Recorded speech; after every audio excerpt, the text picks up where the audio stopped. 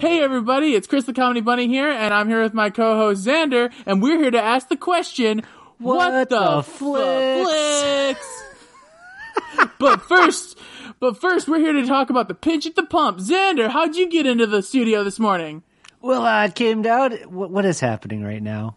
We're here to talk about Netflix movies. This isn't morning radio. I'm sorry. I know I wear a Hawaiian shirt, but I'm really above that. Are you really above it? I'm not. Really? We should. I mean, I don't have a soundboard, but we should get a soundboard so you can just like pointless fucking sound effects. I hate shock jocks. Actually, dude, I would fillet that morning radio job so hard. You would fillet it? That means I really like it. Yes. Oh yeah. Okay. I thought you like a fillet so I thought you meant like not fillet. A fillet of fish. No. Oh, okay. You're not gonna thinly slice it into a meat so that you can cook it? Is that what McDonald's sells during Passover or whatever it is? Do they sell it during? They sell it during Passover? No, it's for Lent, and we're getting off topic. Do they sell it for? I didn't realize that's why they had filet of fish. You know who doesn't celebrate? Robots. That's true. Robots do not celebrate. Well, let's be honest. The world of the movie that we were just about to discuss is oddly progressed very quickly. I don't know that religion's a thing in that world anymore. We don't. We have no idea if religion's a thing in next gen. Now, yeah, there you go. You said on Netflix. Yeah, you said the name of the movie. All right, so I guess this is probably good to cover at the front of the show. We're not sponsored by Netflix, although I would totally be down to be sponsored by Netflix. And really the only reason I decided to watch this movie is we were baked and we're like, whoa, look at that. that was the decision. And on all honesty, I saw the trailer for this movie because my Netflix is more of the children version of Netflix, and like insanely complicated documentaries about like Nazi gold, but also children's stuff. Okay. And I saw a trailer for this movie and I was like, oh my gosh, she has a tooth gap and she's a punk rock girl and it's animated, so I'm gonna watch it. You know, I had to give it I have many thoughts about this movie, but I have to give major props for that. And I have to say, like, the robot doesn't look great. I'm sorry. You don't? I don't you dig like the design. I do and I don't. I understand why you wouldn't dig it, like, because it has a bit of a dollar store Baymax look. It's got the 80s speak and spell kind of thing going on. It does. Or like the old Apple computer with like the rainbow on the side. Yeah. Because he had the weird decal on his arms and it's notable. Like Because let's address the elephant in the room. This is like a major, it's one movie in the genre of child and robot. Yeah, well, a kid and their robot, a kid and their monster, a kid and their dog. It's a similar idea. Kid and their spaceship. Yeah, totally. Yeah. Kid, Lilo and Stitch is a girl and her alien. I really like that one. Oh yeah, good point. Yeah. No, it has its genre in place. Oh, How to Train Your Dragon is a boy and his dragon. Oh yeah. Okay. Also, same creator / director person. But I'm just saying the Iron Giant was cooler design, and Baymax was freaking adorable. Was that the name? I mean, yeah, Baymax. You talking about Hero 6? Yeah. Hero 6? Mm-hmm. Yeah. I mean, I definitely agree with you that Baymax had he was like scientifically designed to be more adorable. Yeah. Scientifically adorable. He was scientifically designed to be adorable. Yeah, I got no hate. That's why he's made out of inflatable shit. Also to appeal to a very specific version of a fetish. But, you know. Well, yeah, I mean, this robot's like a TFTG Eva from WALL-E. What? That's a fair fucking point. And actually, I'm glad you brought up WALL-E, because I wanted to talk about how this version of that world fits in a WALL-E timeline, and I liked that as just a notable point. Yeah, but they hit the cardio. Everyone's like fucking thin and ripped for the most part. Well, this is the start. This is the transition into WALL-E verse. Oh, I see. Yeah. Like this is before. This is before they go full on chair, like, take care of me mode. They're still in that, like, pretending it's not a dystopia. Oh, I have to turn off my Telegram bings. It's annoying the shit out of me. Sorry. Oh, yeah, no, I get that. If I had friends, I'd do the same. It's only now when I started recording a goddamn podcast. Oh, okay, there you go. All right, so getting to like one of the main, like getting to some backstory of this film. It came out on Netflix. Okay. Yes. What's up? No, you go ahead. I'm sorry. Okay, I was just gonna say, for the folks that have or have not seen it, I guess we should have probably opened with like a spoiler thing, but we're gonna talk about the movie, and as much as I try to remain spoiler-free when I talk about things, probably not gonna be the same. No. So if you want to watch it blind, just go watch it blind. I have this whole thing where the world is so bullshit. Just fucking watch stuff. Like, instead of watching stuff that makes you mad or upset, just watch a thing. And if it makes you mad or upset, it's pretend, and then you can laugh at how it makes you mad or upset. Otherwise, it just gets sad when you can't laugh because it's a bit too real. Yeah, let me just say this movie, like, I have mixed feelings about it. But man, it's such a weird conglomerate. Like, I feel the same way I feel about Titan AE. Like, I like what they're doing, but like, a lot of the things they did were like, what the Flix? Hey, I said it. You got the name in. Woo! Yeah. All right. So, okay. And for me, I really turned out to like this movie a lot more than I was expecting to. When I was watching it, I was expecting to go, I'll be happy because there's a cute little girl doing punk rock shit. But then I was like, I really like this movie. They gave a shit about what they were doing. But it does. It has a lot of weird problems that I wouldn't even call problems, just choices, I suppose. First you have to mention how the two directors, like, were just two jobbers, basically. Yeah. And they both have a history of big robot movies.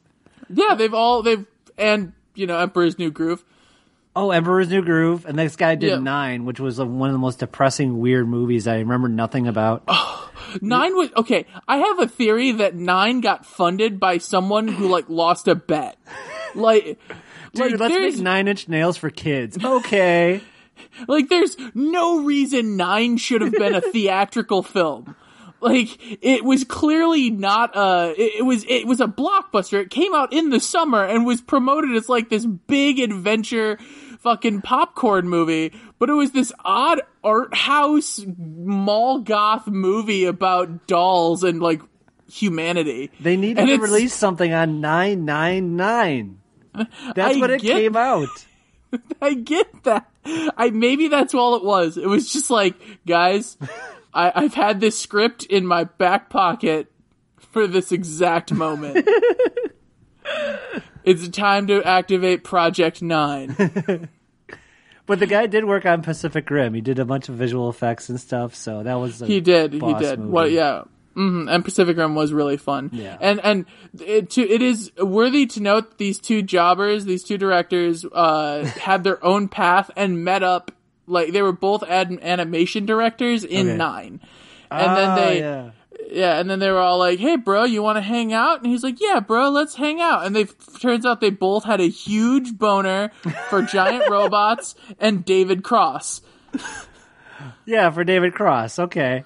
That makes sense. Yeah, well, okay, how is it? There are multiple scenes in this film where David Cross is talking to David Cross.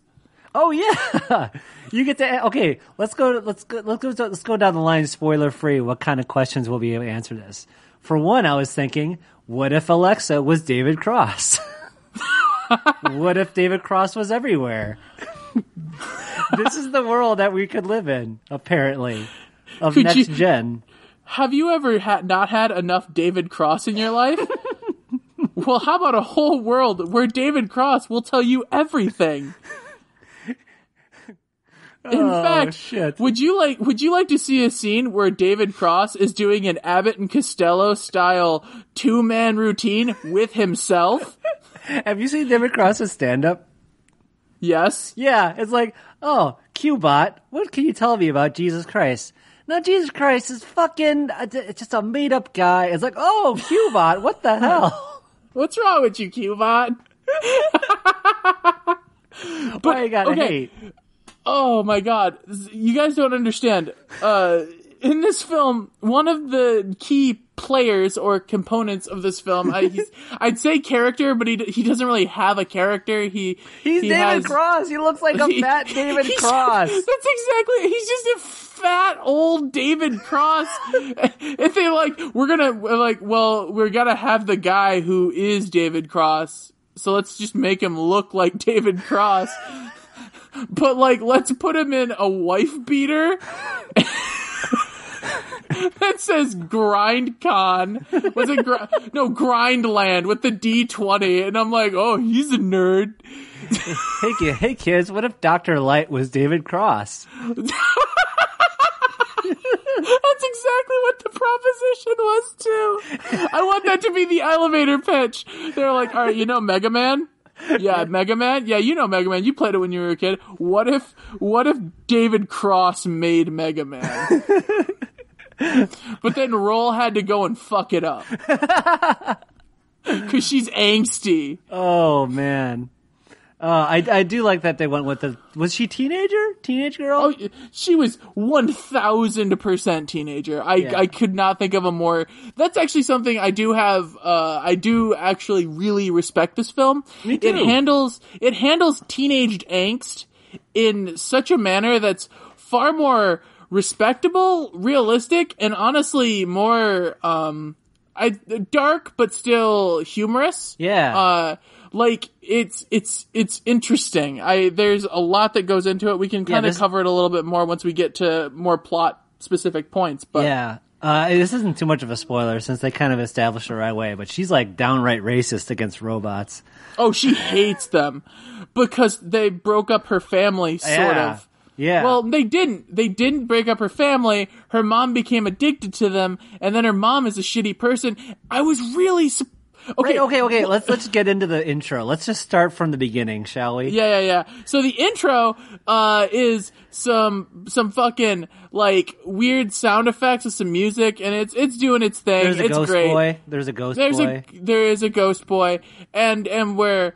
And then we start segueing in, and then we see this little backstory thing where the little girl gets her stuffed bunny on her birthday, but then her parents argue in the background, right. and then they slam the door, and she's all like, "Fuck you, Harold," and he's all like, "Fuck you, Jen," and he leaves, and then fucking punk music starts playing, and the song, if you read the lyrics, are pretty sure is about an unrequited lesbian love. But oh, wow. It's real. She's all like, "I want that girl, that punk rock girl," and it's just really feels like a lesbian love song, which is fine. Also, probably the name of the band that made that song. Can I just point out something? The big what's up? Okay, she loves fucking robots, right? She was getting that robot D. Oh yeah, no, she's all like, "Do you have a?" She's like, "Cubot, do you happen to have a pleasure mode?" And David Cross is all like, "Of course, ma'am." I would be mad if my wife was getting fucked by David Cross and I wasn't expecting it. That'd be weird. Well, no, that's the thing. I think, okay, here's something that I kind of take frustration with. This world is run by robots. Robots are just everywhere. an everyday thing. The idea is that the robot is meant to be your cell phone. They're as common as a cell phone. That's the implication that they're pushing. Right. But I feel like that takes a long time of implementation, maybe, potentially. But, she hated robots growing up because her mom fell in love with a robot when she felt abandoned by the fact that the dad walked out on them. Yeah. And robots at that point still should have been an everyday part of her life, potentially, based on how common day robots are. Yeah, she's fuck these robots, man. They're everywhere. I would kind of be the same way. I don't know. I get it. I mean, I probably would too. I mean, she's counterculture, so she's like a hipster that's like, I put my phone away when I go to the restaurant. Wait, and then the dad died? I missed that part. Yeah. The dad left because you needed to have divorce. Yeah, and then she was killed by a robot, and then it shows her getting beaten by robots. What the fuck? Because hardcore. Not for me. I was really surprised, and then we get a scene that follows up on that, and I'm like, later on. I didn't realize it's in the intro. Can we not ignore the fact that they've broken one of the rules of robotics? Like, hard? Oh, well, that's just it. They did. I mean, you can use a cell phone to cyberbully someone. Why can't you use a David Cross bot to literally bully someone? I got my ass kicked by David Crosses today. I got my ass kicked by a gang of David Crosses. This is the worst. I'm going to cut my hair. I can't believe it. I'm going to die and cut my hair and listen to punk music and use old school photography because I'm fucking kitschy. Hey, May, what happened to your tooth, David fucking Cross? David fucking Cross, that dickhole. Hit me in the face with a right cross. Ironic. Oh, the irony is not lost on me. Who's asking that, though? Her mom's too busy getting the robot D from David Cross. That's right. That's right. Like, Mom, or like, oh no, baby, who hit you? That motherfucker right there? I'm like, I didn't hit any. The only thing I hit was your mom last night. Oh. Because David Cross is just out to get her specifically. Oh my God. Okay, so then we cut to the back of the car, and then I didn't realize. Then we realized just how ridiculously futuristic this world is. With all their self-driving cars, and she's looking at cat videos and shit. And there's a robot brush for her hair and everything. There's sky traffic. I mean, okay, this is getting a little bit ahead of myself, but I think we really realize how futury the world is when your instant noodles are also robotic. Right? The freaking noodle packet? The freaking cup of noodle? Yeah, with his apparently LEDs, just LEDs and like any form of robotic technology is so cheap to produce that somehow it's like financially viable to give your fucking your instant ramen package arms, legs, and an LED face for emoting. Oh shit. It's fucking disturbing because I was like, and this was a part of like I had a problem with was, are these things, do they have AI? Are they considered alive or not? And I decided that they don't, because otherwise this would be a very problematic movie. Well, okay, yeah, and you know, moving forward a little bit, one of the scenes is the robot dancing because they're going to the next iPhone reveal or Q-Bot reveal. Yeah, they're going to the Q-Bot reveal. Yeah, and you see one of the robots doing like a little dance, and then he just gets shoved in a shredder, and he's totally down. Like, he's like, okay, cool, later. I'm gonna die now. And so, like, I mean, there is that sense of, like, that was a living creature, maybe? Yeah. And there's a robot doing a dance, and I don't think he was doing the robot. I was very offended. Oh, yeah. Maybe that's just too stereotypical. Maybe it's just, like, kind of insulting. Yeah, I think they probably, I mean, being the connoisseurs of both David Cross Media and mech anime that the two directors were, they're probably like, look, guys, low-hanging fruit. Right? There are 3 things that the robots are not going to do in this movie. None of them will say domo arigato. None of them are going to do the robot. Oh my God. Okay. And I swear to God, if we do the Johnny Five Alive thing, I will throw someone out a window. Johnny Five was the best. Fuck you. No, I'm fine with it. No, I'm just talking about them, man. They're like, we are here to do 2 things. Mech anime, David Cross. And you know what's funny? That whole thing, it gets deeper into that whole Johnny Five is alive, but like on a weirder, deeper level. Okay. So, I'm sorry. Going back. We're going up an escalator. There's a goddamn flying robot. Oh, yeah. We're not going up an escalator. We're following the counterculture. We're going down the up escalator. And then she grabs one and is dangling 500 feet in the air, and no one cares. Like, this is totally fine. They gotta get the new David Cross bot. They don't give a shit. They don't give a shit. You wouldn't notice this? This is fucked up. Okay, just like this life, like it really caught me off guard because it's like, okay, this is just this is the world. This is normal. This is how it happens, and sometimes no one cares. I find it weird how much and this leads more into like our villain, because our villain, surprise, surprise, is the head of. Oh yeah. Head of Go ahead. I'm sorry, I'm cutting you off. No. I find it weird because they made a really big point at the beginning to like push the concept of children must be attended by adults at all times. They must be attended by adults at all times. And you're like, I guess that's just like for this scene, but it feels like they were establishing an aspect of like the villain's character that he hates kids, but that never really was like a thing. He didn't hate kids. Yeah, totally. He just knew that kids could foil his plans somehow. Because only kids could fit in that little robot door that goes to the secret robot. Okay, yeah, so yeah, we're moving along. Yeah. She manages to survive her 500-foot fall because she's hovering down on David Cross. Down the loophole. Let's just call it. Yeah. And so as she's falling, as she's hovering down on David Cross is all like, hey, you can't be alone. And then 2 David Crosses are shooting the shit in the corner, and then they start coming off him. So now she has like this like horde of David Crosses chasing her, and she shoots down the loophole, and then she winds up getting banged around in an air duct for like 15 minutes in this weird Looney Tune-esque fucking scene of her shooting around the world, or shooting around the compound. And it culminates with her flying down this chute. And here's the thing. They could have animated her like, butt or back. You forgot the punchline. And who does she run into? David Cross. No, I was getting to the part where when she slides out of that hole, she fucking hits her dome, and she hits her dome on a lip and then bounces forward. And I'm like, she should be so dead. You could feel the hit. Okay. The rest of the movie from now on is in her head. That's canon now, because that's what makes sense.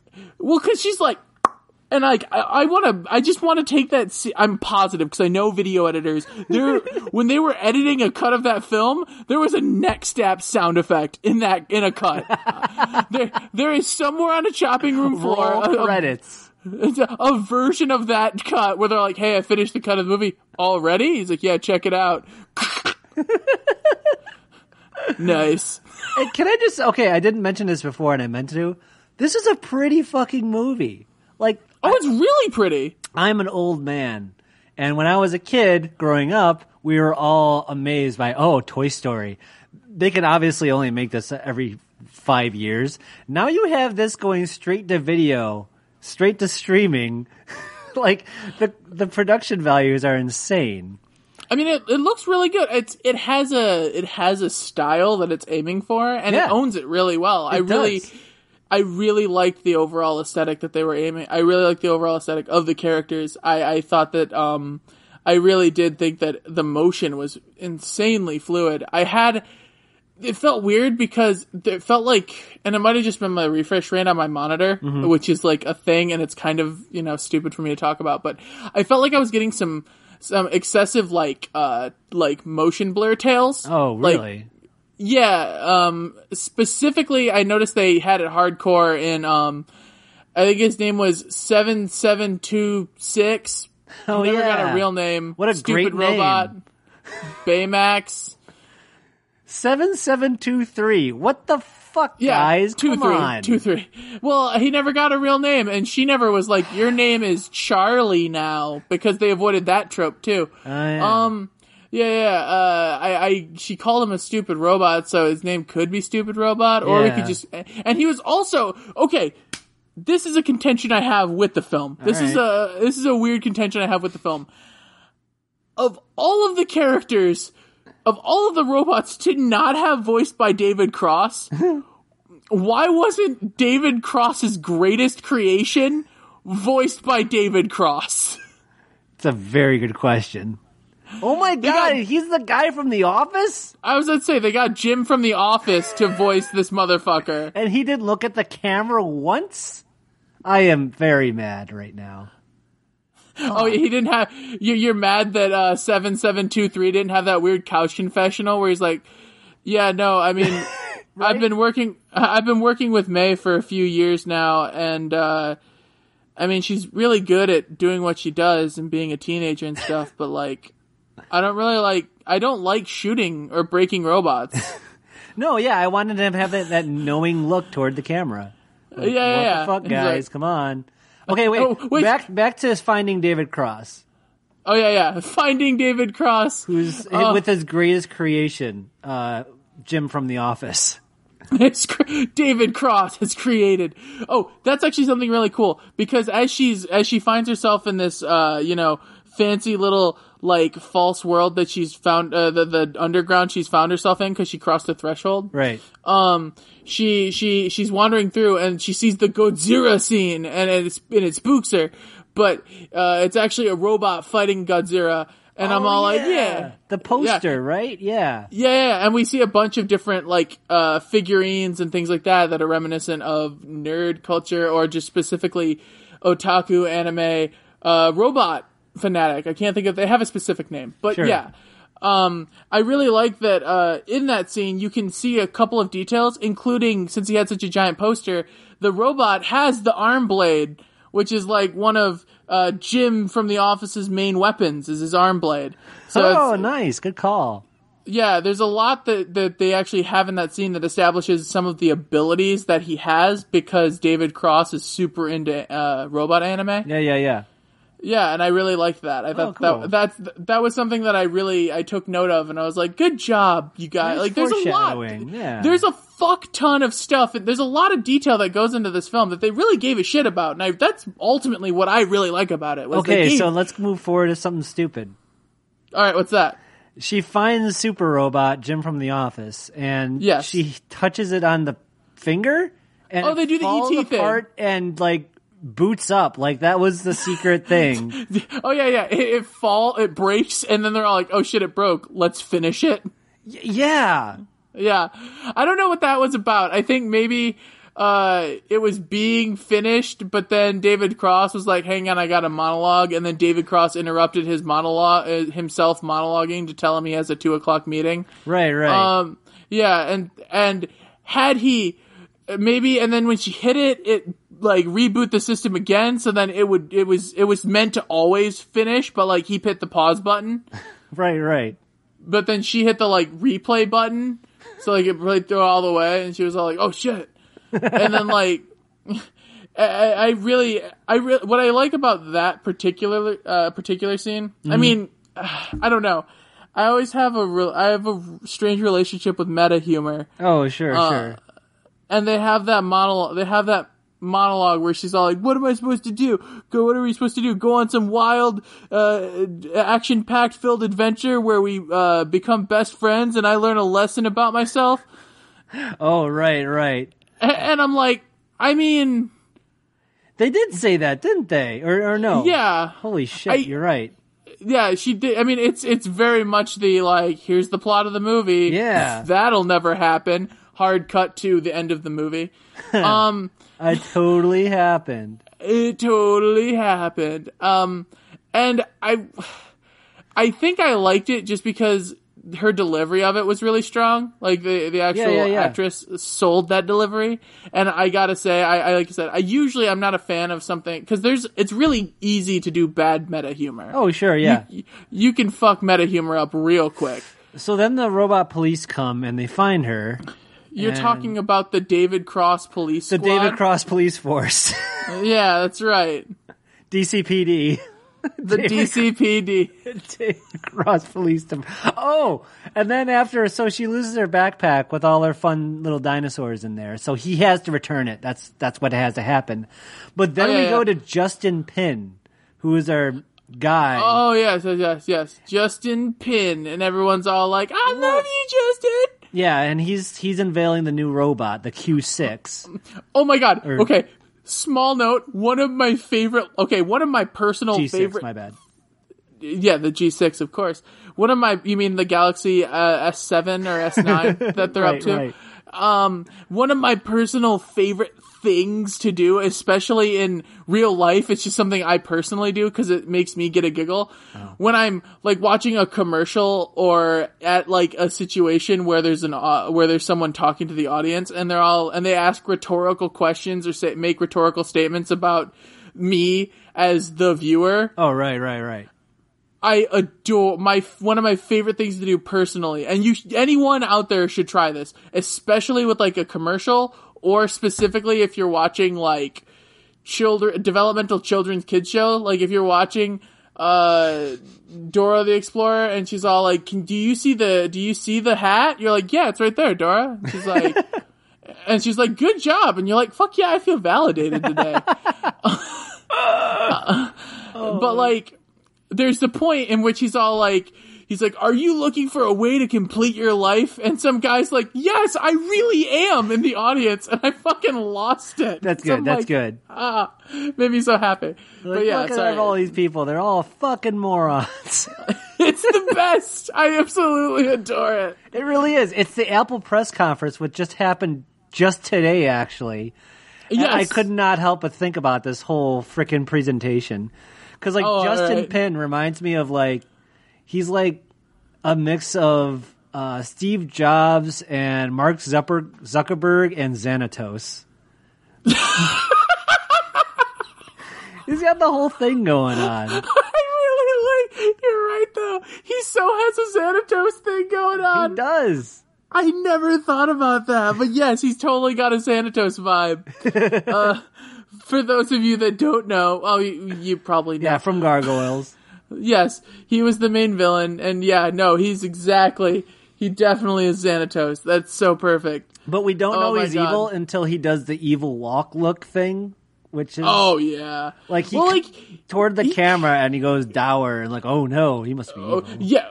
Oh, yeah, well, after the press conference, and he shuts the door, and he very easily could have uttered the words, sheep, and then we would have known for sure. Oh my God! Yes. Oh, but yeah, no, and then there we go. He goes and he's like sheep, and then he meets up with his good buddy David Cross, and he's all like, "If things going as planned, David Cross," and David Cross is all like, "Well, I don't know, Xanatos," and and he's all like, "David Cross, I know you have extracurricular activities about," and he's all like, "No, I got none of those, Xanatos." And and then we're revealed to his evil plan, aren't we? Is that like right there? No, not yet. I don't think so. I think just like you get the idea that there's something wrong going on here, and David Cross is all nervous. Who's Dr. Rice, which I must say, thank God they didn't make him Asian. Yeah, that would have been awkward. That would have been bad. Well, I mean, because they already have Alfredo, who's got a big Italian mustache on, so that's bad enough. It's true. It's very true. And then he notices his gym bot is missing. Oh, his gym bot is missing? Yeah, because he's got to go return the backpack. Oh, yeah, that's right. Yeah, so he's all like, bro. And then he takes off, and one of the David Crosses is all like, "You can't be out here." And he's all like, "Dude, I'm going on a harrowing adventure." And I really liked that line because it was a callback. This movie's really good at callbacks, actually. Yeah. But like that whole part, I believe, is the part I laughed the hardest I did in the whole fucking movie. Do you know what I'm talking about? Where like the chase sequence? No, he like the cop comes and he's like, "Hey, what are you doing there?" And he's like, "I don't know." And he's like, "Oh, I just chopped you in half. That's weird." Oh, yeah, that's right. With just, like, the weird, non-feeling curiosity of a serial killer. Yeah, he's all like, "I can't let you go." And he's like, "I have to return the backpack." And he like fucking samurai chops him apart, and he's like, "Oh." Yeah, it's just super confusing. It was good. I really liked it. It had a good lack of energy for what went down. Yeah, and then he totally anime slides the half of his body off. Yeah, and then he just fucking keeps on trucking. He just goes down the road, and then more David Cross, and then a whole David Cross police squad starts chasing him. Right? Yeah, and they're all like, "We got people," and he's like, "Huh?" And then he just kills people. Right? He just like he has all these weapons, and this is a major like we would remember this day, whatever it was. That a robot just destroy the fucking highway with missiles and lasers. Like, there were fatalities, right? He forces, he chops up, 6 people's cars.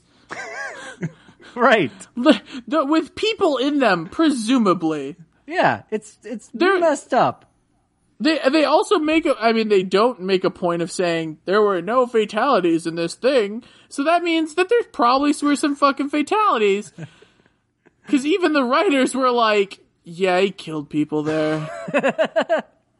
Adorably. He adorably killed them, okay? He adorably killed we're gonna gloss over it because it was adorable. Because he had a backpack.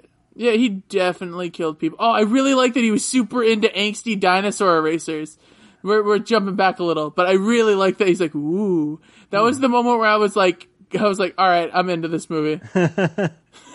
Yeah, his weapons are just OP and insane. And he's and then he's blasting robots out of the sky. That was the point where I'm like, he's killing all these robots. I am going to think they are not technically alive. Like this feels a little better. Well, they're not technically alive. They're just David Cross. Oh, okay. But the whole like Matrix, do they have a life kind of thing? I'm like, I definitely feels like he had a life. Oh, right.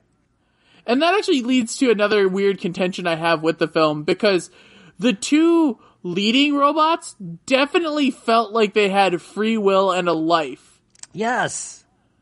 But they could create memories, had free will. It was fucking crazy. But the rest of the robots felt like they maybe couldn't, or they had limited free will, which is like an oxymoron. I have to believe they didn't, just because if they did, this would be the most disturbing movie ever. It would be a real bummer. It'd be a real fucking bummer. There'd be so many just robot funerals in the background and shit. It'd just be crazy. Robot widows weeping as oh, we lost another David Cross. David Cross, or Lady Robot David Cross is all like, boo-hoo, boo-hoo. She's also bald. Oh yeah, well yeah, it's Lady David Cross. Right. But she has a bow, that's how you know. Yeah, she's definitely. It's the Pac-Man rule. It's the Pac-Man rule. You follow Pac-Man rule, it's how it works. Miss David Cross. Miss David Cross. I'm sorry for your David loss. What the fuck? Sorry, I really liked it. So he gets away, and he crashes through some stuff. Oh, but he's got the backpack, so he's got to deliver the backpack. He finds the girl. Oh yeah, and then, you're skipping over the part where we're introduced into a girl, and she's sniffing her dead father's shirt. Wait, what? She puts on her dad's jersey, and she starts... And she's all like, this is Dad's jersey. And then she takes a big whiff of it and lays on her bed. And I was like, huh. I hope that's creepy. Not a... I was like, that was creepy, but we'll move on.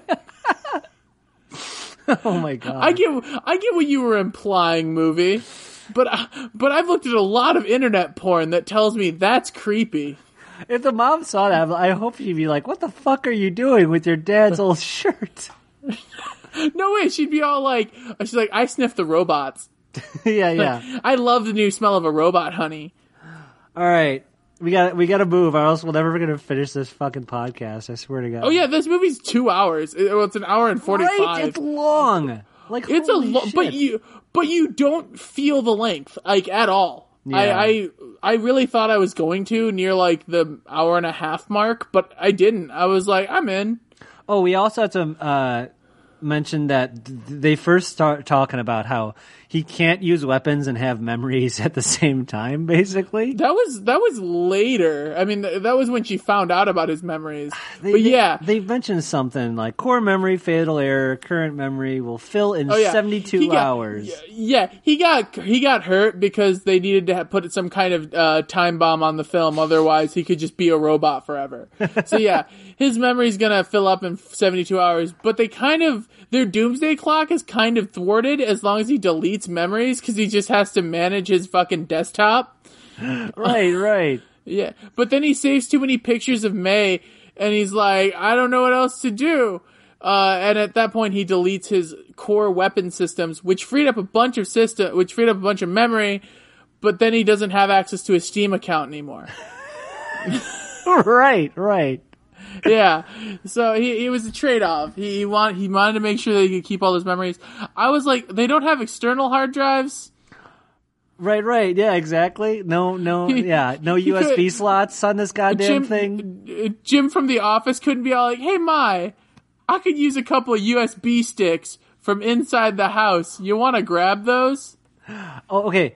I have to go to the classroom because we fade into the classroom when she's sniffing her dad's shirt, and then we fade to the classroom. There's a kid playing VR just there in class, which, okay. And, but then the robot teacher starts saying, put it in a teacup, it becomes a cup. Put it in a teapot, it becomes a teapot. That's quoted from fucking Bruce Lee. Is it? Yes!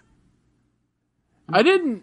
They throw it. That is from Bruce Lee. He's talking about water, but Bruce Lee was talking about how it used to be like water, and that was straight up Bruce Lee. I was like, what is happening right now?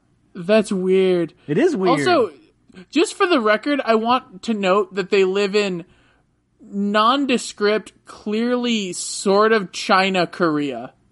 Right. Oh, I didn't think about that. Yeah, the setting of this film is vaguely Asian. That explains all the robots. Okay, I understand.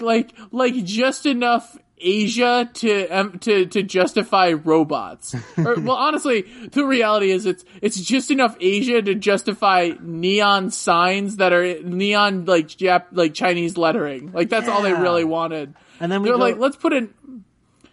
Yeah. Because, I mean, everyone else is like, it's just a mixture of all sorts of different ethnicities, which is good. Not to say that the next gen is very progressive, yes. Yeah, it's definitely inclusionary, unless you're a robot. Unless then you're all David Cross. Then you're all David Cross. And just for the record, Mai shoves Baymax into her shed and hides her there. And that's just where he lives. And he's like super into it though, because he doesn't understand the concept of a healthy relationship, so an unhealthy relationship is just as good. Oh, wait, we gotta go back to one of the next disturbing scenes where she's grinding with her super space shoes and then I love those space shoes. I'm mad they weren't more of a thing. Yeah, they're pretty cool. And then she's got a nerd friend who doesn't she love the noodles? Isn't that what or was that somebody else? That was later. That was the second sequence in which we're introduced to that character to imply that she has a friend by the end of the film that isn't a fucking robot. Oh, okay, gotcha. Yeah. So, like, her little love interest, ginger girl she's just into being weird or into books, I think was her thing. Right. And she's all like, are you weird? Right. I really like that. But yeah. And so they're both being weird in the abandoned soccer field, and then the bully soccer team shows up, which is not a thing. Not a thing, no. You can't be a bully and play soccer. It just doesn't work. Right, you fall down and you say, "Oh, I got hurt." That's how that works. Yeah. So the bad bitch queen bee of the soccer team is with her two-toned hair is all like, "Hey, what's up? You on my soccer field? Get out of here!" And she's all like, "It's everyone's soccer field." And she's like, "Your dad's dead," which is like, that's fucked up. But kids are cruel. True. So she bops her in the face with the ball, which is great. And so like, and then it gets really disturbing. She's like, "All right, robots, go kick her ass." And I'm like, "What?" And David Cross is all like, "If you lay limp, it'll be easier."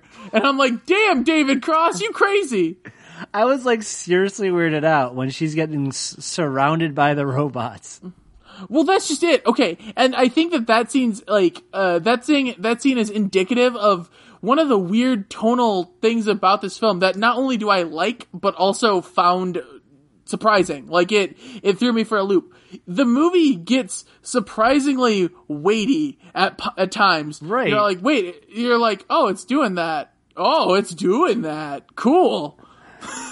Right. So then they hold her down and they punch her in the face. And beat the piss out of her, but we hard cut because you can't just show a kid getting the shit kicked out of them yet. Right. Here's hoping. 2020, that movie where it's just a kid getting the shit kicked out of him. Oh, God! And she's taking care of her fucking black eye. She opens one of the stall. There's a goddamn toilet robot.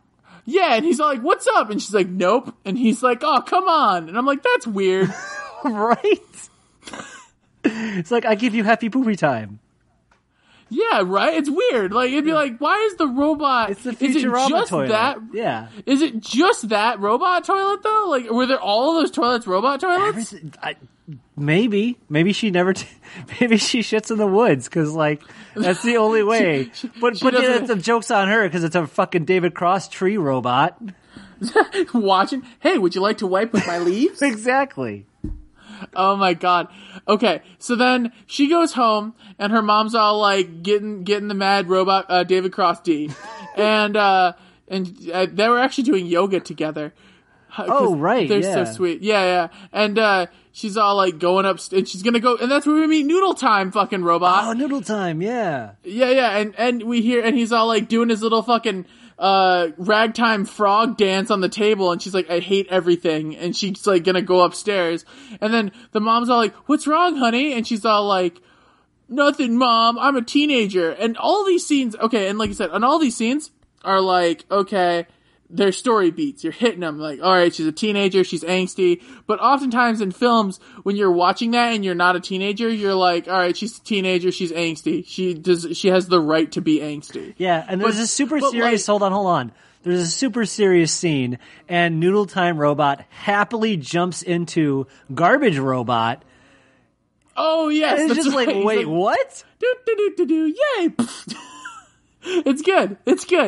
At which point, but like you have this whole tone where she's like, where generally speaking, when you're no longer a teenager and you see these scenes, you're like, all right, it's fucking teenager, you're being angsty. It's like going back and listening to Simple Plan after you realize that you're not just a kid.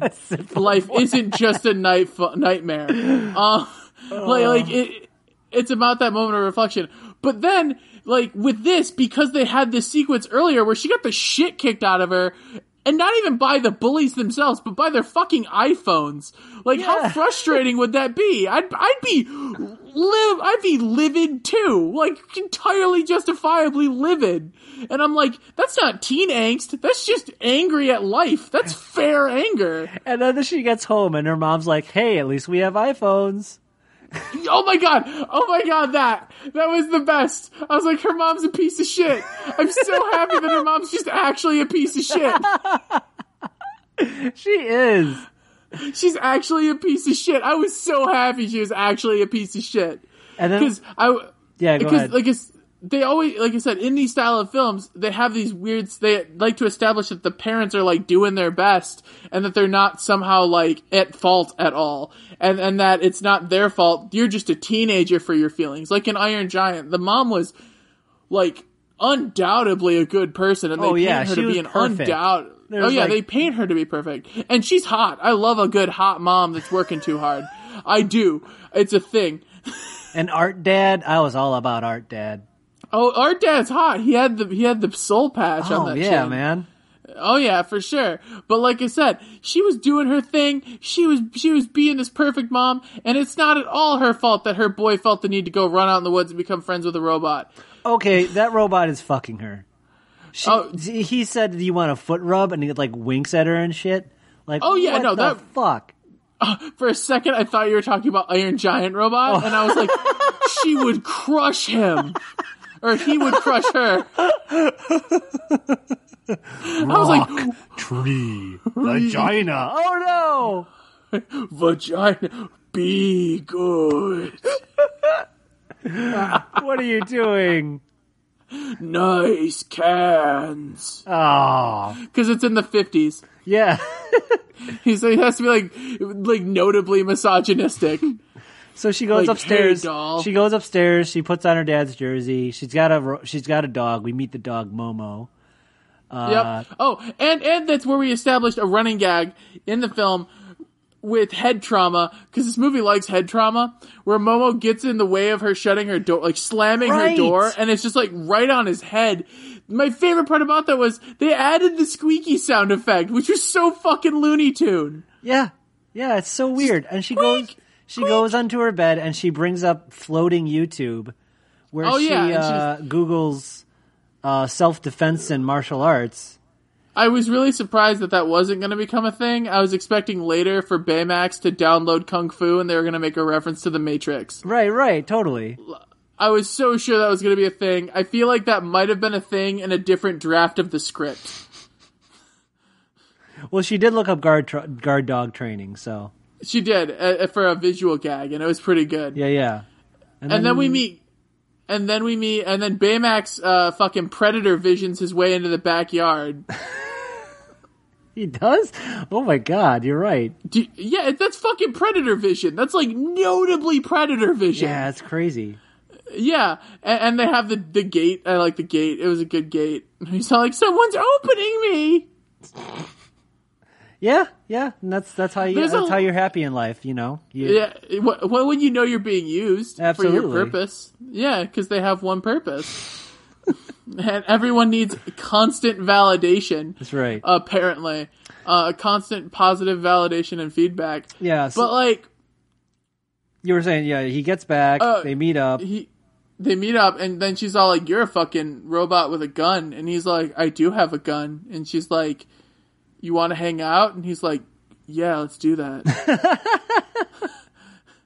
Oh, right, because the fucking toothbrush, like, yes. non-con, the weird... fucking, like, no consent, just fucking jams herself at her mouth. Oh, yeah, and then because he's like ninja fucking, and they have that weird fucking Bruce Lee sequence. Yeah. Where they keep cutting hard into him, and he's like, whoa. Yeah. And they even do the fucking widescreen bar shrink for his scenes. Yeah, and he destroys him, because, you know. Oh, yeah, he just blows him up. Twice. He's tiny. Yeah, because he kept going. It's good. But I'm just like, what the fuck? And so, we're like a third of the way through this film. We're about to enter Act 2. That's where we are at this point. Well, she realizes he can use her, or she can use him for his crazy guns. Well, that's the thing. You'd think she'd be like, I hate robots. But she's like, wait, I could use a robot to destroy robots. And so Act 2 of this whole film is basically her going hog wild with this, and they have, I think, 2 different punk rock montages. Everything's okay with the montage. Yeah, they have 2 punk rock montages of her just going straight anarchy, blowing up robots, fucking up days, just ruining it for everybody. Oh, and by the way, he can understand the dog, so he can be a spunky side character. Yeah, and it's good. He swears a lot. Right, he gets bleeped out. And I like that. I really like that. I thought that was another moment in the film where I'm like, oh, they're going a little bit farther than I was anticipating a presumably marketed as a kids film would go. Right, exactly. And so yes, Act 2 is just montages of Baymax and Anarchy Girl going around beating the shit out of everything, and he's all like, I don't like beating the shit out of stuff. And she's like, I thought we were cool. And he's all like, I guess we're cool. And she's all like, good, because I like beating the shit out of stuff. And he's like, yeah, I know you do. It's cool. Well, we forgot mentioning, they go back to Xanatos and David Cross. True. And they look at how the Gen 6 or G6 or whatever is a secret, what do you call it? Suicide bomber. Okay, here's the thing. Okay, this is literally his evil plan is the evil plan from the one Batman movie where Danny DeVito plays the Penguin. Oh, you're right. It's the exact same plan, except for he did it way better because they're not penguins with C4 on their chest. Yeah, they get all angry faced, and that's when you know that they're ready to kill humanity. And the first explosion's notable. Oh, yeah. But by the end of the film, when a bunch of them are exploding, they're really contained. The explosions really die out by the end of the film for them. It goes from, like... mushroom cloud. To, like, firecracker. Right. It does. You're right, because there's bigger fish going on by the third act of the film. Because that's when it goes full anime mech fight sequence. So we have Happy Robot Genocide, which is basically what's happening, especially the bullies.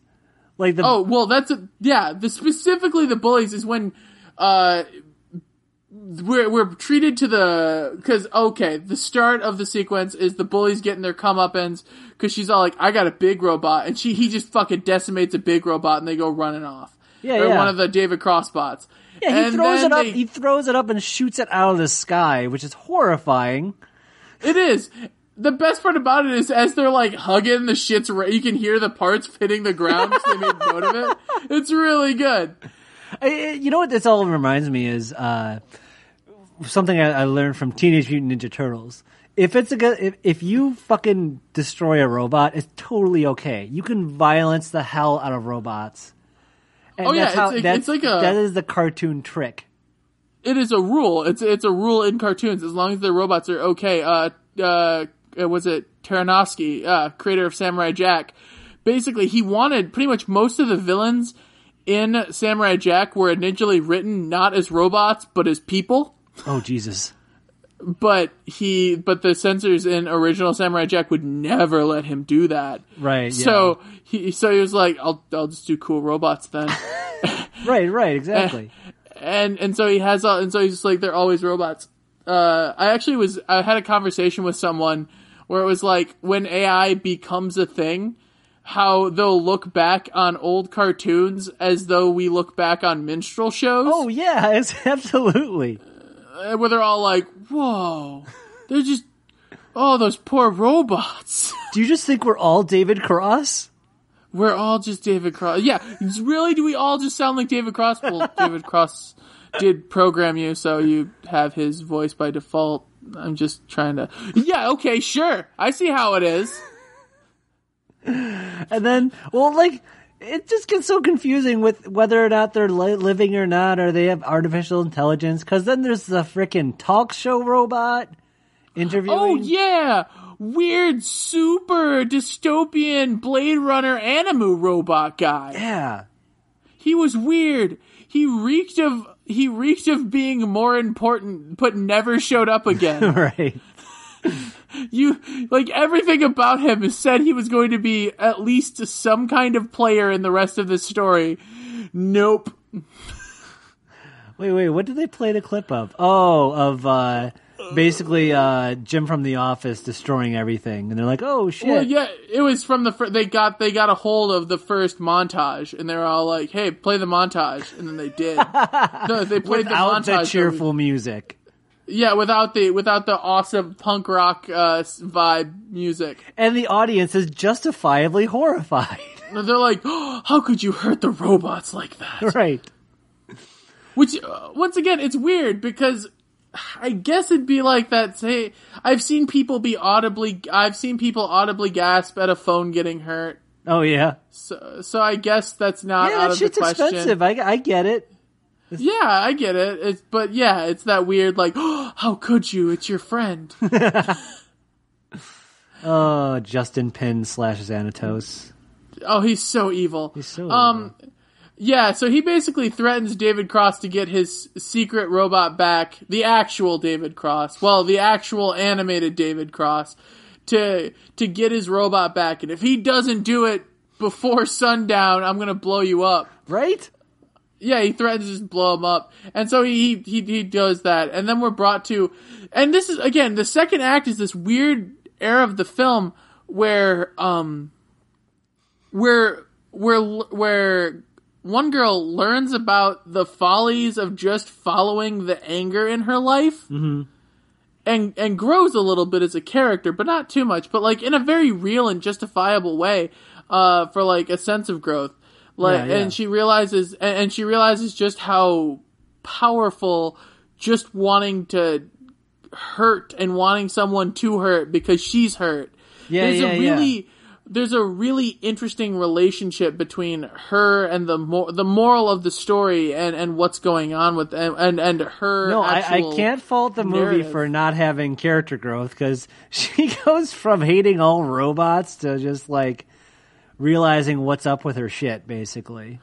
Oh yeah, well that's one thing that I thought was really weird, and I noticed it in the second act. I was like, my thought was, well, you're pissed off at your mom for loving robots, right? Like, she's really mad because her mom loves robots more than she does. Justifiably so. But the way the moment she's found happiness, again, was through a robot. Which is like, girl, you just your mom. Which is a scary fucking realization that people in their 20s still have and go, fuck, I'm my dad, or fuck, I'm my mom. Yes. And the poor robot just wants to play baseball or soccer or something. It's like, nope, we're killing fucking robots. He's like, we're doing anarchy shit. And he's like, I guess. That's what I was saying. He's never been in a relationship before. So he just wants a relationship. He doesn't care about the health of said relationship. Yeah. Because it's completely unhealthy. And she even does some really hardcore fucking ultimatum shitty relationship stuff. Like, hey, like, are you with me? Do you want to be friends with me? And he's all like, of course I do, of course. She's like, then don't fuck this up. Hit that fucking missile, fun. baby. Yeah, we're having fun. All right. And he's like, so moving along a little bit quickly, segueing into the third act. Yeah. They make up post the sewer, and real David Cross finds his robot, and he's all like, robot, you're made for one purpose. And he's all like, oh, okay, that's cool. And it's all very vague about his purpose. Hold on, I just realized something really fucked up. What's that? The whole like thing, he's trying to decide what memories to keep, right? It was like, oh man, I just can't get rid of all these videos of little girls on my hard drive. I can relate. It's like, I can't get rid of them. I love this 13-year-old girl. I just can't get rid of any of the footage of it. What? I'll delete my weapon systems. I don't need it. Not when I got this little girl. The Jared bot. All right, sorry. The Jared bot. he gotta gain some weight back. He's not that slim. It's true. But he deleted all the weapons. That was the weight. Oh yeah. No, speaking of deleting the weapons, that's when he gains a mouth. Oh, which was weird. I never noticed that. He totally does. I thought that was weird. I was watching it, and my roommate mentioned, he's like, I didn't know the weapon system was blocking his mouth function. It totally was, and he can't weapon, but he can mouth now, so. He can, yeah, I honestly kind of liked it more without a mouth. I thought that, I kind of liked, he's just an emoji on a goddamn robot. Yeah, like I said, I thought the mouth was, I get why, but it was there. I don't know that it was true. Wouldn't that be great if, like, out of nowhere, like, he's destroyed all these robots, right? And all of a sudden it's just Will Smith here to stop him. Oh, iRobot style? Yeah, iRobot style. Oh, yeah, he's like, you broke the first rule of robotics, and he's all like, did I? Well, when I said goddamn robots, it sparked a memory. And I'm like, oh yeah. Fucking Will Smith was in a buddy cop film with a robot. Yeah, that was kind of like this, and not at all. So never mind. I mean, it was a Will Smith and his robot. Yeah. All right, so they're hanging out. They're cool. They're having a relationship and everything. David Cross and Pin, which is the weirdest name ever. Xanatos. Oh yeah, it's a weird one. Yeah, Xanatos shows up at his house because David Cross is trying to hide his dirty little secret. And Xanatos is all like, I see you've been hiding things from me. And he's like, you're here. Right, and he's all like, yep. And then he has, and all the while he's had, fucking... Hold on. Just to be clear, David Cross and Xanatos are at May's and her mom's house with the robot and stuff. Yes. Yeah. So everything's really weird. Everything's all together. And then he's like, oh, by the way, killing people can make the world better. It's like, wait, what? Yeah. He's, well, I mean, we kind of learned that when he was like, a bomb in every home. A chicken in every pot and a bomb in every home. That's right. Oh, see, this is what communism gets you, kids. That's right. What is it? What's the thing where everyone gets some money?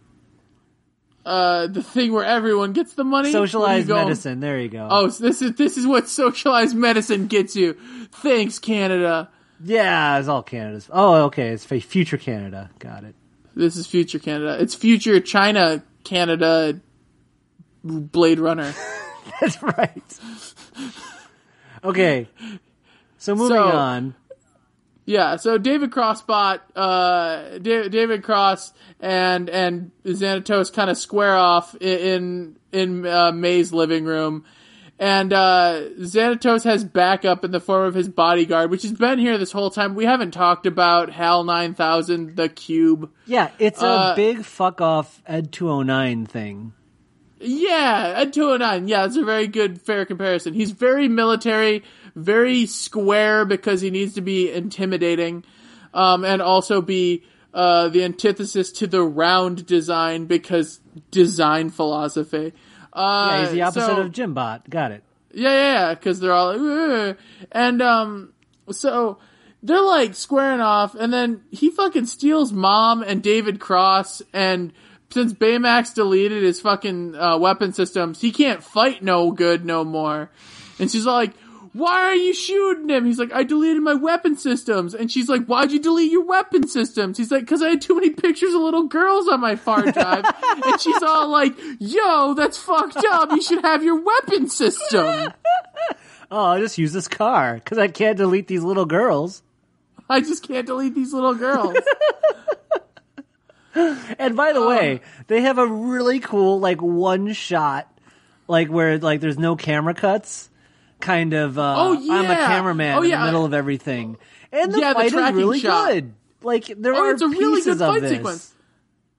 It's a really good fight sequence. Yeah. I really liked it. And then they wind up in the sewer, and they're at the low point, and they hate each other, but then they almost immediately make up and go on and have a cool back-to-back fight sequence against the fucking David Cross horde. The David Cross brood. Yes. And he rips one of the David Cross arm bots off and gives it to her, and that apparently gives her super strength, and she can just fucking one-shot these things now. Oh, right, yeah. And they have their back-to-back buddy cop, like, you know we're gonna die, right? Yeah, well, I hate you too. But they make up for it because they're angry, but they love each other. Right, because he loves little girls. And she's all like, we're gonna die without your weapon system. And he's all like, yeah. And then I like memories. I like having memories and stuff because, well, as we learned in Memento, that's basically life. It's true. It's true. It's like without memories, like that is a deep concept for a kid's film. Oh yeah. Right? They're arguing. Yeah. They're arguing about, we need your fucking weapons. It's like, well, I don't want to die. Well, she's like, well, neither do I. So get out your fucking weapons and sacrifice yourself for me.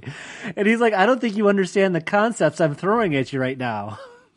And she's like, I'm 13 and angry and I lost my mom and dad.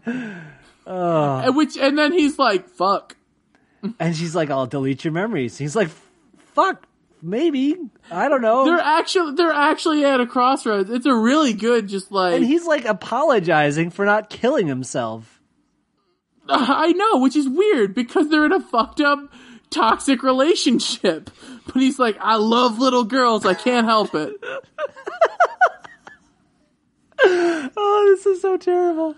So they kill all the David Crosses with robot arm and punching. The magic of punching. The magic of punching. And it's because they're making up. Oh, through violence. Yeah, they make up through violence, because that's how they bonded, was through violence. Ah. I mean, that's bullshit, but okay. This was a good line, where she's like, you're a broken robot and I'm a broken little girl. Like, okay, I like that. Oh yeah, that one. I got happy feelings from that. Yeah. Oh, it sounded way creepier than I meant it to. That was a good line. I like that line a lot. I was like, yeah, that's what's going on here. And he's like, yeah, it is. I really liked it. I did really. The thing is, the writing in this movie is really good. It's good. The comedy's a bit weird. like not great, but it's okay. That's my personal opinion. But the comedy's passable. There was very few things that I like guffawed at, but I smiled a lot. Yeah. It's got a weird flavor to it. It does. We're skipping over briefly. We're gonna jump back to it, but then we'll get to the fun third act climax of the film. Yeah. The fact that there are two versions of Noodle Time. Oh yes, we forgot to mention that. Like, yeah, because when she's beating like people's asses and killing robots, it has a super happy Noodle Time song. Well, no, you're missing. No, because it was right before that. We bring back the redhead weird nerd girl, and Queen Bee knocks the books out of her hands, and then she's all like, "Go apologize," and then the robot's all like, "Sorry, my owner's a bitch," and she's like, "It's cool," and then the robot smacks the books out of her hands. But up to that point, she's listening to her headphones, and she's all like, "Noodle time," and she's singing the fucking Noodle Time theme song because they live in a dystopian society where commercialism is also entertainment. So like the Frosted Flakes jingle's a top hit. Oh my god, it's Demolition Man. Yeah. And then when she cuts in, because fuck capitalism, she's got her own way of life, we're treated to a fight sequence where she's given the bullies a second round of comeuppance to a punk rock anarchistic versions of Noodle Time. Oh my god, it makes me so happy. I just loved it so much. I'm like, you go Noodle Time. Yeah, I'm just like, it's Noodle Time, motherfuckers. It's Noodle Time.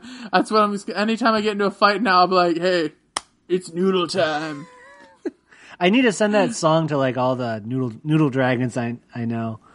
They'll fucking that'll be it's fucking Noodle Time, bro. So okay, third act. Back to the third act. So we find out that Xanatos kidnapped his mom, and he had this ornate villainous plan to get her back, but they get a moment to talk to David Cross. Yes. And David Cross is all like, you don't understand, I made him for one, this is all because of Artemis. And she's all like, what the fuck's an Artemis? And he's all like, it's not Artemis, it's Pym. And then Pym wanders in and just fucking kills David Cross. Right, he vaporizes his ass. Like, and he just is dead. There's no trick about it. He's just dead. Right. And you're like, whoa. It's like, that's horrifying. Okay. Oh, you forgot the big reveal before that, too. He's like, let me find the exact line. He's just like, about humans or whatever the fuck. Oh, yeah. Well, okay. And he says that, he talks about the concept of I'm perfect, so the best way to improve humanity would be to remove humanity from humanity, because that concept, AI out of control. It's what Elon Musk and a bunch of people super worry about. Like, this is a thing. People are worried. This is a real concern in the world, that if AI if you start that process, we won't be able to stop it. And it's in a fucking kids movie. It's beautiful. And so here's the thing. I really like this. I didn't notice it until my second watching of it. The whole thing about Pym is that he believes he's perfect. Right. A lot of his character is driven by this idea, this folly and struggle about being like Icarus and flying too close to the sun and shit. And like, he's like, I'm perfection because he said I was perfection and I'm supposed to make the world better, right? Mm-hmm. Before David Cross activates Jim from The Office at the beginning of the film, he said something along the lines of like, good is the enemy. Or perfection is the enemy of good. Yeah. And I was like, yeah, it is. No, that was a good line. Because that's really good foreshadowing to the fact that it turns out that it's about this perfectionist concept of what's going on with Pym and robotics and things like that, versus him just being good. And I was like, that's really good foreshadowing. I didn't notice that. I like that a lot. All right. It made me happy. So somehow I got to admit, okay, here's the thing. most of the third act, as much as I want to talk about a lot of what happens in the third act, it's just a visual fucking feast. Oh, it's just a huge robot fight. It's a great fucking robot fight. And it has weight to it. Right. Because of everything that led up to it. The robot fight is Ed 209 versus Jim from The Office robot. And it's all like, I don't want to use my weapons because I don't want to delete my little girls. Yeah, it's him struggling with those two things. But he has one purpose, and his purpose is to defeat Ed 209. And it's this amazing fucking fight sequence. And like I said, we can talk about the intricacies of how good it is, the narrative weight that's built up to it, and that's what's amazing about it is even though this third act is mostly Flash, not Flash is in the, but Flair. It's mostly Flair and sugar, and it doesn't have a lot of actual substance to the scene itself. It's just really well animated. Kind of like those stick figure fight sequences from 2008 on the internet, where you're like, oh, that's just cool because they're beating the shit out of each other. Yeah. But and it's well animated. Yeah, in the middle of all that, Pym mentions his master plan in the middle of a football field. It's funny. He's kind of like Zuckerberg. He's socially stupid. Oh, he makes these. He says that human woman. He's like, who the hell says that? That was the big tip off. So maybe it is. Maybe it is and we find out there that he's a robot, right? Yeah, well, yeah, and he reveals the plans that all the frickin' robots are bombs. Everyone finds out. And then everyone tries to run away, but not very well. How did they get away? They opened the doors back up afterward when they kind of defeated him once. Because it turns out that David Cross, it turns out that Pym was actually the big Ed 209 robot, and the other one, was his flesh bag mode where he killed the dude and took over his body. Yeah, it's kind of like, he took over his body, so he is the big robot and Xanatos at the same time. Because Xanatos Gambit. Also, it was a weird line. I was like, alright, but it was a weird line that I noted. When he's grabbing at the little girl before we're confirmed that he is the robot, she's kicking him and calls him a pervert. And I was like, huh. Alright. I was like, that's a weird line to have. I guess because he is grabbing a little girl and screams stuff at him. Oh, and then when mom goes hard mode on him for touching her little girl, and she's swearing like a motherfucker, and it cuts to the dog and he's smiling. Oh man, I missed that. You didn't notice that? No, I didn't. And I watched the shit out of it. Yeah, she jumps on him. She's like, "Don't you touch my little girl, you son of a bitch!" And she's getting her beep on, and it just cuts to Momo, and he smiles, and I'm like, beep on, yeah. She is beating the shit out of him. Wow. Oh yeah, for sure. With his super disintegration pistol. Yeah. That gun is straight up, you're removed from the movie now gun. Oh, it is Star Trek Disintegrate. Next Generation. Yeah. 100%. And then we have the frickin' dog get squashed by a door. Do none of the doors work in this world where the robot doors realize there's a human or something there? Because the only thing that can stop doors is a dog, apparently. Oh my god, okay. To me, that made that running gag okay. I was like, that to me took this movie from I'm liking this movie to I'm loving this movie. Because I'm like, what a weird payoff. What a great payoff to a running gag throughout the whole movie. Because his head keeps getting jammed in doors. And he's just like, well, okay. Yeah, I just wondered, we have to fill 2 hours. We need more time. How about the dog just keeps on getting squished by doors? Fine, I like it. Fine. Okay. My dog gets hit. I hit my dog with a door on the daily, on accident. That thing's stupid. Oh my god. I really liked it. I thought it was a really fun addition. I was like, and the fact that it eventually had narrative payoff made it from okay, that's a fun running gag to you guys are giving a shit. Okay. Go ahead and finish. I'm sorry. Oh no, you're fine. You're fine. Like I said, I was just gonna say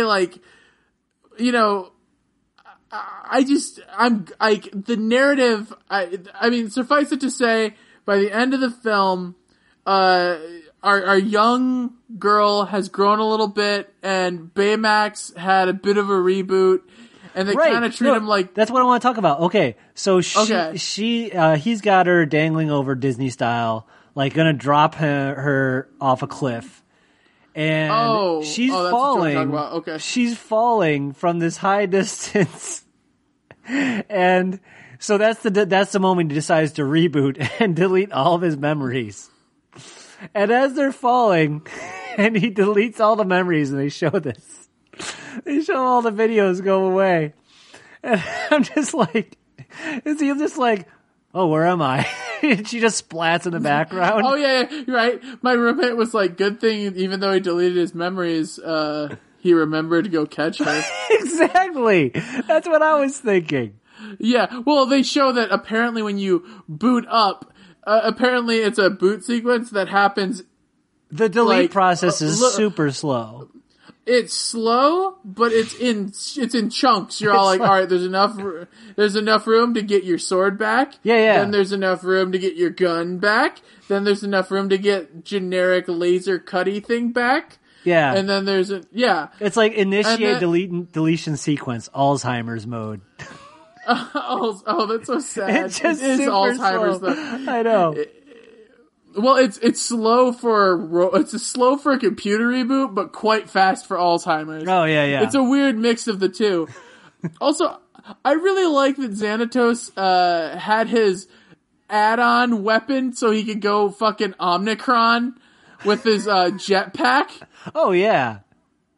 I was like, oh, that's so fucking anime. I love it. It's total Transformers. It's so beautiful. I absolutely adored the third act for this film for completely different reasons than I love the second or first act of this film. Oh, it's a big stupid robot fight. It's the best stupid robot fight. So yeah, so they have a few final words where he's like, "Go make memories. I'm gonna go fight." He's all dying. He's all, remember, be good. Yeah, and then and it's beautiful. And they have a big ass fight. Oh, God, and the big-ass fight's good. And then it ends with her busting him in the dome. Right. With a robot arm. With the robot, because she's master with the robot arm, man. Oh, yeah, she's got that shit down. It's her weapon of choice. And so after the dust settles, he's just there, like, and then he just boots back up and doesn't remember shit. Which, he's fucking dead. He died. He died, but then he got to be him again, but better... to where they can build memories not in a toxic relationship because she's grown.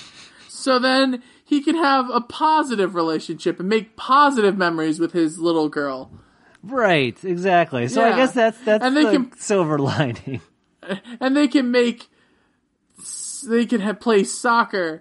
One thing we didn't mention was the 180 monologue by the mom about her character arc as though it were written as her character arc. Wait, who, the mom? Yeah.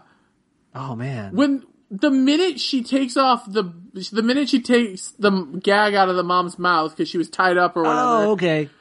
She jumps on her and she's like, honey, I'm so sorry. I realized that I was lonely and you were lonely too and that I wasn't acknowledging your problems and your feelings. And then I came to this realization that she like I said, it's as though someone wrote an essay on her arc. Yeah. And why she was a shitty mother. Yeah. Yeah. It was super meta.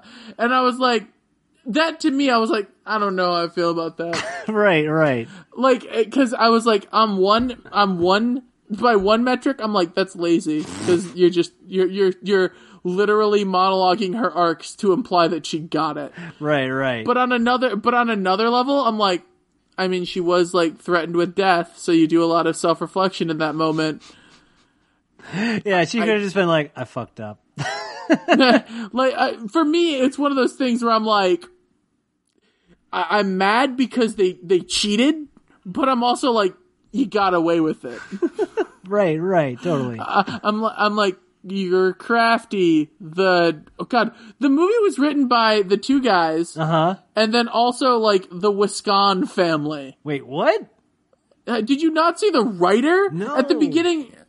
Oh my god, no. Like, straight up, if you look at the beginning of this film, it is written by the two guys And then also like a family. It says the blank family, and I can't think of the name of it off the top of my head. But it's fucking weird. It is fucking weird. I'm like, I mean, first off, most films written by multiple people it's like a bad idea. Like it tends to. Oh yeah. But like they definitely were. They were definitely in sync enough to make it work. But I don't know. It was really weird to me. Yeah. Marvel gets away with it more than not. But usually it's a bad deal. Definitely. Oh yeah, that's what it was. So they all play soccer in the end and everyone's happy. So yeah. Yeah. Oh, we learned about death and memories. Learn about the importance of death and memories. One small thing of note that I don't know much about this, but I do know this was a thing. I want to say this is based off of a graphic novel. No shit. Yes, I think it's loosely based off of a graphic novel by of a similar philosophy. Okay, all right. I don't know all of the details on that, but it's one of those things where when I was doing research about the film, I happened upon a thing mentioning that. Okay. Yeah, I know Big Hero 6 was a comic, if I remember correctly. Yes, it was as well. Yeah, there it is. I found it. It is. The screenplay and story is written by the Bazoo family, Kevin Adams, and Joe Sander. Okay. The Bazoo family. The Bazoo family. I'm positive I'm fucking that name up. I'm trying to figure out, did the mom have purple hair in the end and not in the movie, or did I just never notice it? I don't know. I think her hair was implied dyed. Oh, okay. She had like dark purple hair. Yeah. But, I just never noticed it. Okay. Yeah. Never mind. So this is a movie with a lot of terrible people that learn something. Yeah, it's a movie about terrible people growing. And how many I want to know how many David Crosses died in the filming of this movie. Actually, fun fact, at the very end of the credits, I actually texted it to you because I thought it was funny. Okay.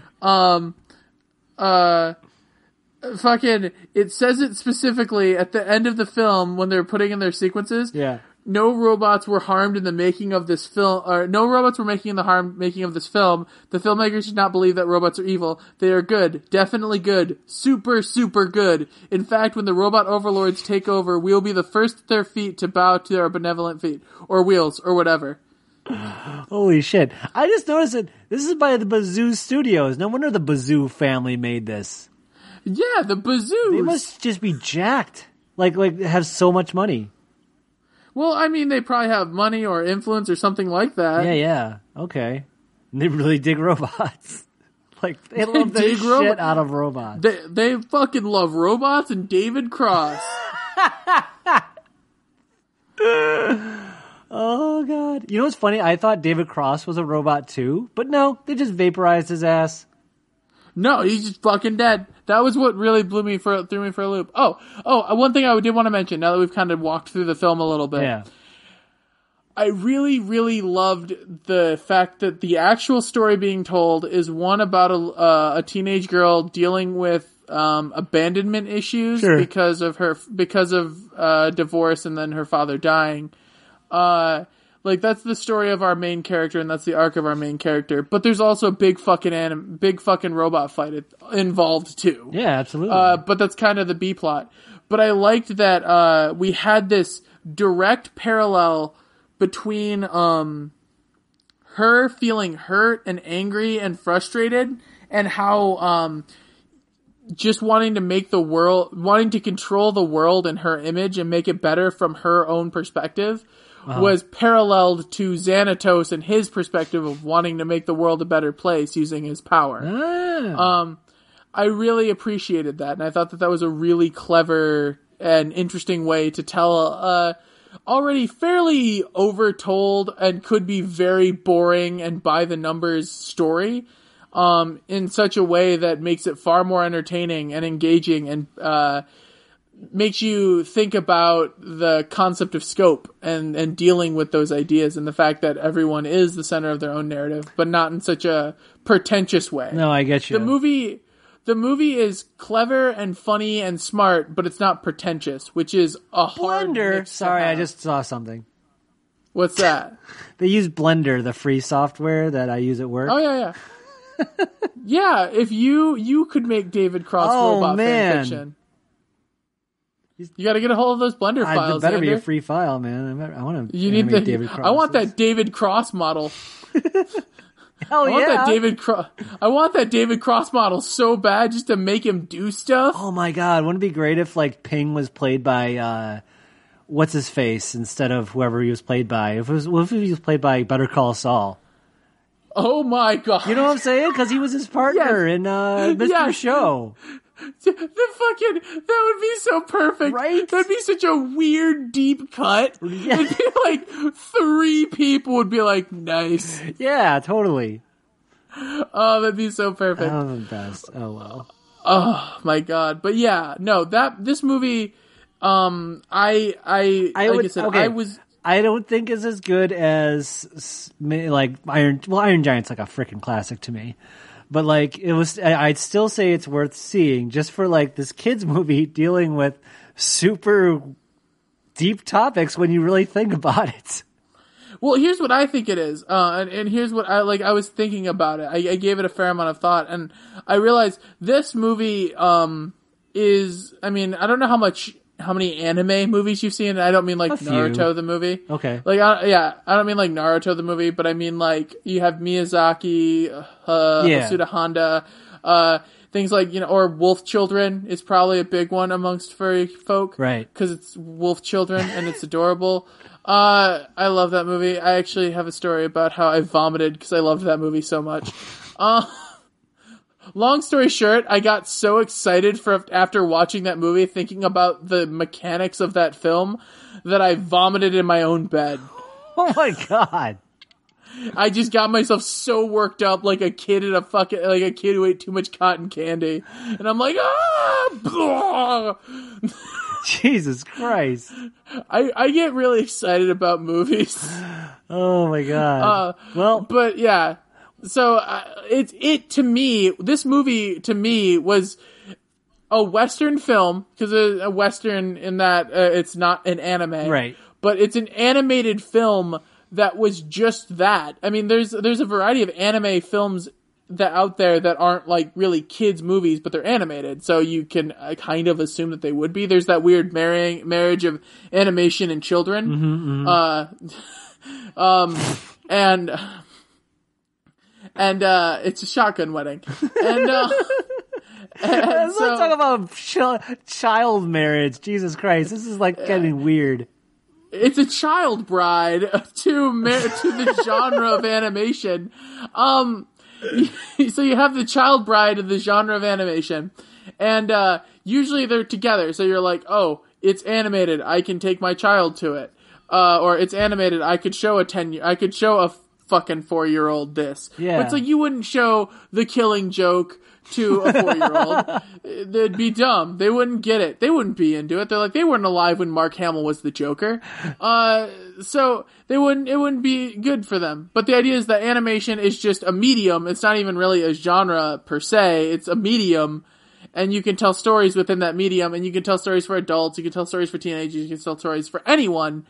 And anime has that down because in Japan, anime is anime, and it's just a thing, and it's an industry, and you can have adult anime and kids anime and teenager anime and all that shit. But it's not so much a thing as it's more of a thing now than it was back. No, in the day. I hear what you're saying, and I think as someone who's grown up in the transition of that. This movie is, and I thought the same thing about Big Hero 6. Big Hero 6 didn't inherently feel like a kid's movie. It just felt like an action movie. Right. That was animated. And I feel like this movie was just an action movie, or a movie about an intelligent punk rock film that happened to be animated. And because of the nature of the market that it's being released in, it kind of has to market itself a little bit more as like here's a kids movie, but it still got away with a lot despite that, and I respect that, and I love that, and I like it a lot because of that. You know what the shame is we won't know really how this movie did because it's on Netflix. And like, true, like, they got rid of any form of review, right? Like we know how it's reviewed and stuff, but like as far as like monetarily, we don't know how many people are watching and stuff. But I know me personally, if this came out in the theater, I would have heard about it, and I'd be like, if it came up on Netflix after that, I'd be like, oh yeah, it's that movie. But the fact that it went straight to Netflix, I'm like, what the fuck? This kind of movie with this much production is straight to Netflix, made me watch it. I mean, if it were a movie that came out in theaters, I'd been like, yes. Probably exclusively because it's a movie that isn't a superhero movie and not a remake, and it's animated. That's true. I'd be like, yeah, I'm down. Yeah, I'm down. I'd go exclusively to support that idea. Oh, shit. I hope you like David Cross. Are you a fan of David Cross and fucking Escaflowne? Well, then you're gonna love Next Gen. The story of iPhones, David Cross, and divorce. And death. And that we're only made up of our memories. The three Ds of any good movie. Death, divorce, and David Cross. Oh fuck! You're gonna be at a no. This movie is in 3D. Death, divorce, and David Cross. Put on your 3D glasses. 3D glasses now. Okay, should we end on that? No, oh my god, no. Wait. At the top review of the film is, this movie is David Boss. I love the way this movie used David. I hate you. Oh, fuck. God damn. So Xander, yes. do you have any final words to say that you wish to leave people with Next Gen? Any final thoughts, ideas? That was a thing. That's basically how it came across. Like, I'm glad I saw it. It wasn't the best movie, but I was so glad I saw it, just for all the weird reasons we mentioned. I appreciated when you texted me that you were watching Next Gen. I particularly enjoyed, I don't know how you felt about it, but you were like, I'm watching this weird movie called Next Gen. And I think my response was something to the effect of, I've been waiting for that movie to come out like for 6 months. Right? I'd never heard of it. I keep up on very specific things. I couldn't tell you a lot of important information about myself, the world, or my own, or anyone around me, but I could fucking tell you that on September 21st, we're getting Hildia, which is a pseudo Adventure Time clone animated thing about a girl and her curly hair going on adventures, and it's on Netflix. Yeah, as I'm watching it, I'm just like texting you, like, this little girl got hate crimed by robots. What is this movie? She got hate crimed by robots. Like, it's totally okay if like the Rodney King thing happened with robots, apparently. It's fucking weird. Oh my god. Oh my god. When you were texting me, I was so bummed because I couldn't watch it at the moment. I was like, fuck. Okay. I think I texted you. Okay. So yeah, I mean, like I said, I'd say watch it. It's worth watching. It really, I mean, I don't know what that says or whatever, but I mean, hopefully you enjoyed this for whatever reason. I think it was fun. I enjoyed it was doing super it. Fun. So I wanted to talk about David Next Cross. Gen, about David Cross. Do you love this movie's in 3D? Oh, the only 3D movie you'll see this summer is Next Gen. Oh my god. Divorce, Death, and David Cross star in. All right, that's it for now. All right. Let's cut it off because we're just going to keep on talking about the thing. True. We are. All right. Goodbye, everyone. Don't forget to subscribe to that bell. Yeah, hit the bell and subscribe and all those things. Follow. Yeah, and if you like, if you like this, let us know because, like, I don't know, it's fun to do, and